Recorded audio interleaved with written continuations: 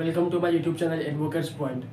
अक्सर आपने सुना होगा कि लॉयर और बैरिस्टर में क्या अंतर होता है और एडवोकेट सीनियर एडवोकेट में क्या अंतर होता है, और आपने ये टर्म भी सुना होगा जैसे एडवोकेट जनरल, सॉलिसिटर जनरल और अटॉर्नी जनरल। आज हम लोग इस वीडियो में इस टर्म के बारे में बात करेंगे कि इसको कहते क्या है, इसमें क्या डिफरेंस होता है। जिसने लॉ की पढ़ाई की हो या लॉ से ग्रेजुएट किया हो, चाहे वह 3 साल का LLB कोर्स किया हो या 5 साल का BA LLB कोर्स किया हो, वह लॉयर कहलाता है।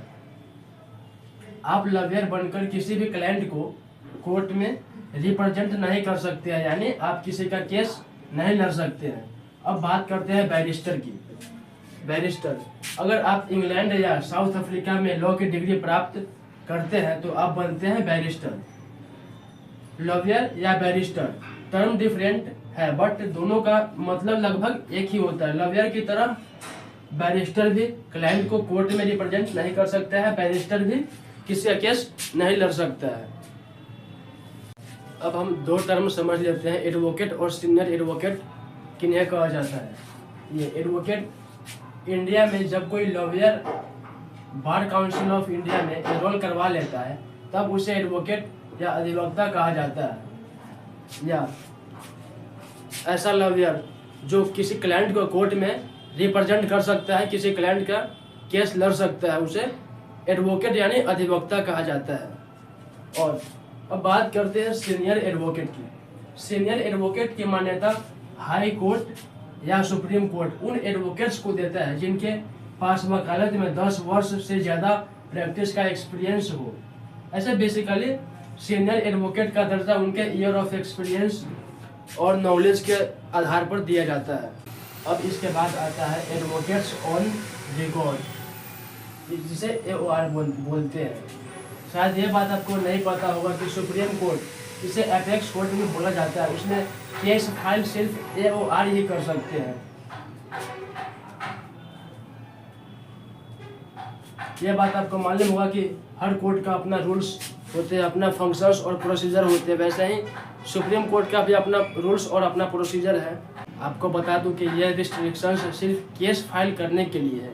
यहाँ तक कि सुप्रीम कोर्ट में केस का ड्राफ्ट या बहस कोई भी कर सकता है, कोई भी एडवोकेट कर सकते हैं, लेकिन केवल केस फाइल करने की जब बात आती है तो वो सिर्फ AOR ही कर सकते हैं, यानी एडवोकेट्स ऑन रिकॉर्ड। अब बात करते हैं एडवोकेट जनरल की, जिसे महाधिवक्ता कहा जाता है। प्रत्येक स्टेट के गवर्नर अपने स्टेट के लिए एक एडवोकेट जनरल अपॉइंट करते हैं। अगर स्टेट गवर्नमेंट को अदालत में रिप्रेजेंट करना हो तो यह काम एडवोकेट जनरल करते हैं, यानी कोर्ट में ये सरकार का पक्ष रखते हैं। और साथ ही एडवोकेट जनरल का काम यह भी होता है कि अगर गवर्नमेंट को, स्टेट गवर्नमेंट को लीगल एड की ज़रूरत हो तो उनको लीगल एड प्रोवाइड करवाना एडवोकेट जनरल का ही काम होता है। ये एडवोकेट जनरल किसी स्टेट का फर्स्ट लॉ ऑफिसर होते हैं।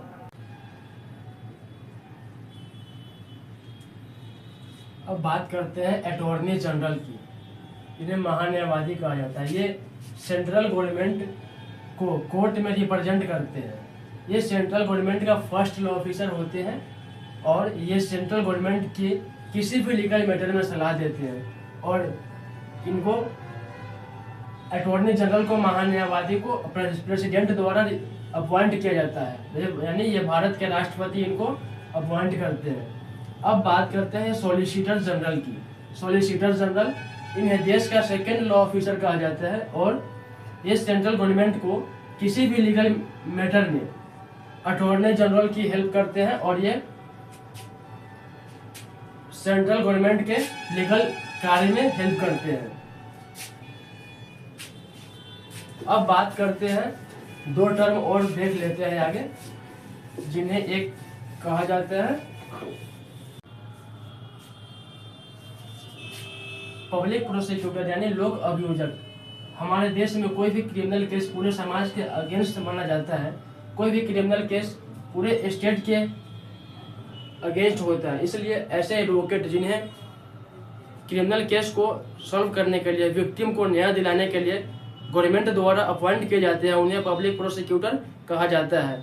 ये विक्टिम को न्याय दिलाने का काम करते हैं। पब्लिक प्रोसिक्यूटर से अपेक्षा की जाती है कि वो निष्पक्ष रूप से काम करें, वे न्यायालय में दस्तावेजों को सही समय पर और ईमानदारी से पेश करें जिससे विक्टिम को न्याय दिलाया जा सके।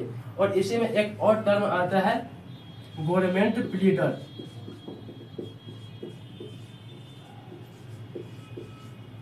जैसे क्रिमिनल मामलों के लिए पब्लिक प्रोसिक्यूटर अपॉइंट किए जाते हैं, वैसे ही सिविल मामलों के लिए